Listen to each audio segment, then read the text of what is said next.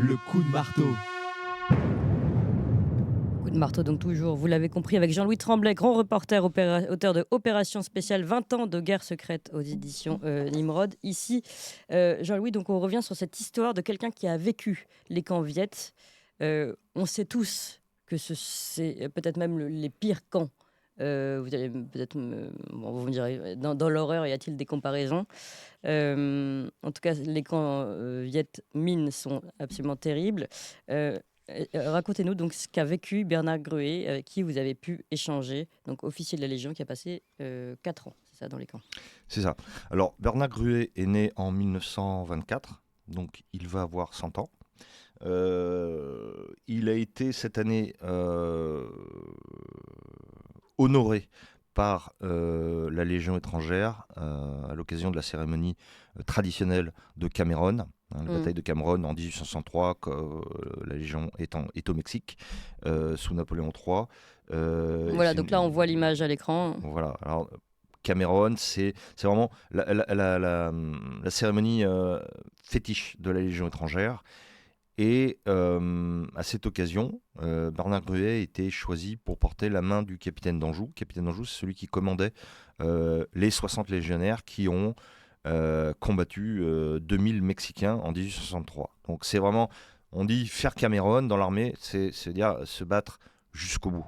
Voilà, et à un contre plusieurs. Donc évidemment, Dien Bien Phu, c'est un peu faire Cameron bien sûr, aussi. ouais.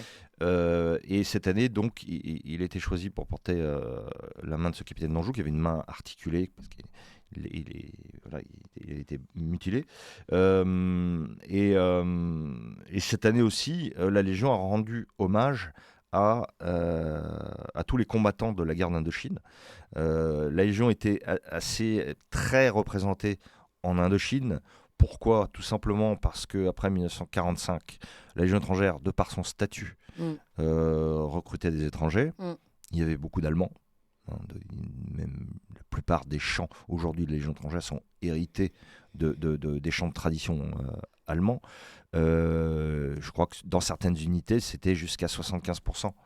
Voilà. Mais il n'y avait pas que ça. Il peut y avoir... il y a un livre qui a été écrit qui s'appelle « Par le sang versé », puisque les légionnaires sont français non par le sang reçu mais par le sang versé, selon l'expression.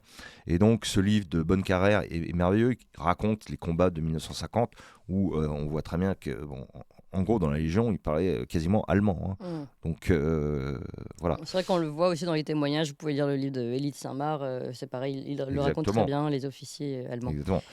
Et donc, Bernard Gruet, lui, qui a donc 23-24 ans, sort de Saint-Cyr en 1948, choisit son régiment, il sort bien classé de l'école d'application de l'infanterie, il choisit le 3e REI, 3e régiment étranger d'infanterie, qui combat à la frontière chinoise dans le nord Vietnam, au Tonkin.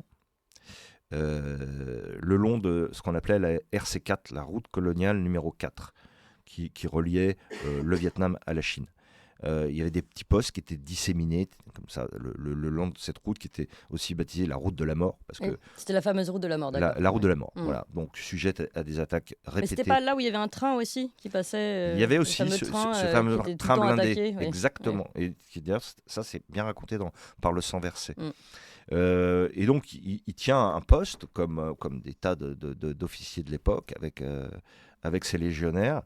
Et en 1950, en fait, l'année précédente, Mao Tse-tung a gagné la guerre civile, la République populaire de Chine a été fondée et les Viet Minh vont se former en Chine.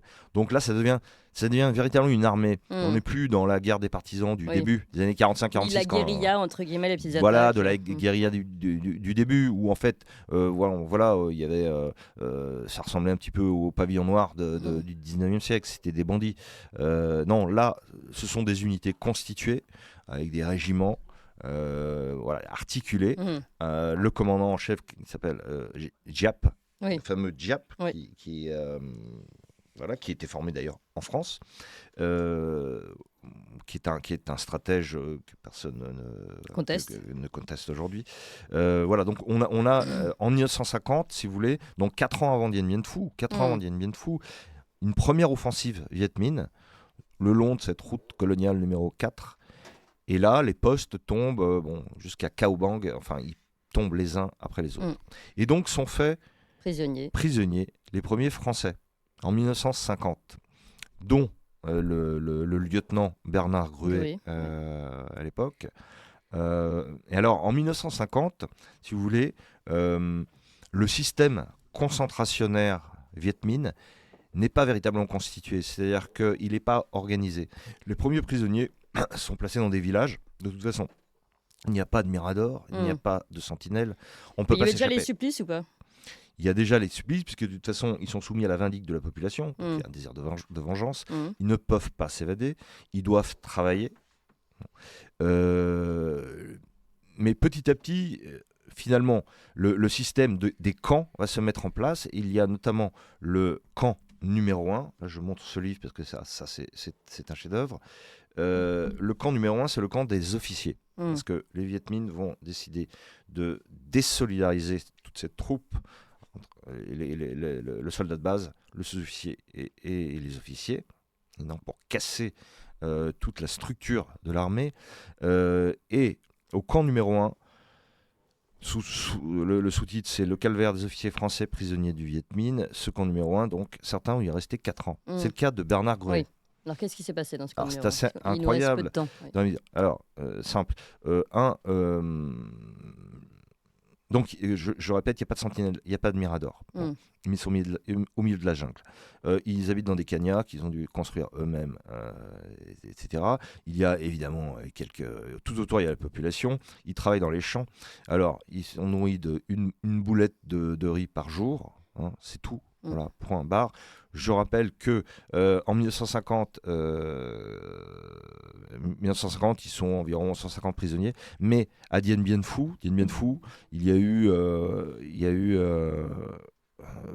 10 000 prisonniers de guerre qui ont dû marcher à pied jusque dans ce camp numéro 1, à la frontière de Chine, 800 km à pied, 700-800 km à pied. Sous-nutris, malnutris, roués de coups, etc. Taux de mortalité, 70%. Voilà, il y en a 3000 qui sont revenus sur les 10 000. Donc, dans ces camps, le plus dur, il y avait les supplices physiques, mais il y avait aussi les supplices mentaux. C'est-à-dire qu'il fallait le propre si vous voulez, dans les camps de concentration allemands, finalement, vous étiez mis parce que vous étiez résistant, juif ou autre.